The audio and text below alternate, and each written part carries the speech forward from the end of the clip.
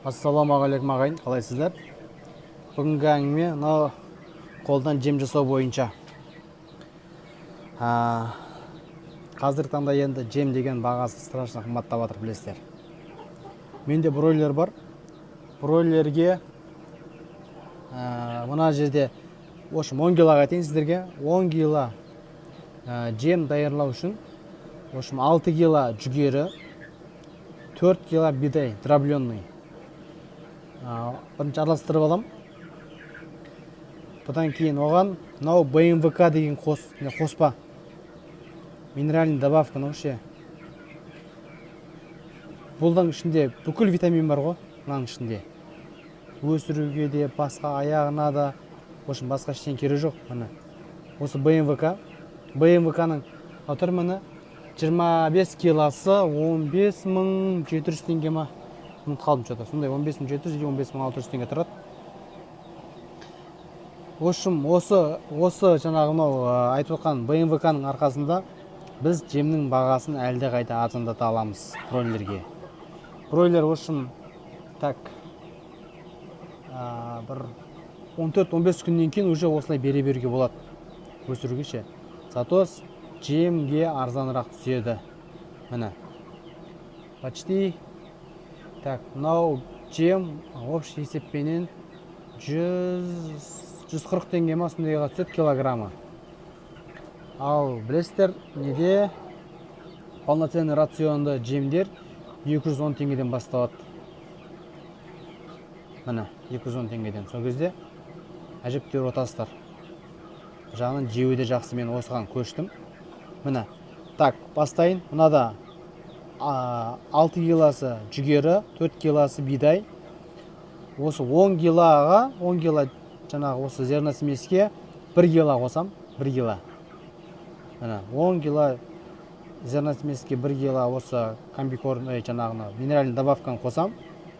Бұдан артық қосуға болмайды, өйткені бұл БМВК андай егер көп қосып қойсаңыздар, тауықтарыңыз тышқақтап, в общем, передозировка болып кетеді. Сол үшін 1 килодан артық қоспаңыздар. Соң өзі жетеді. Мынаның өзіне тамақ осы жемді иісін бұрқыратып жібереді. Одан кейін мынау шрот жаңағы не майдың несі сығындысы. Осыны бұдан 10 килоға 1,5 кило қосам. Бұны тартып аламын таразыға, ыстық суға жібітіп, осыған араластырам. Сөйтіп беремін. Және что мынау минеральный добавка жүгеріге жапсу үшін май бар міне. Пісте май, отработанный пісте май. Осыдан 10 килоға 1 литр кем, 1 литр. Мынау деген әже просто қалмай қалды, беріп қойдым. Осындай болады. Көрдіңіздер ме?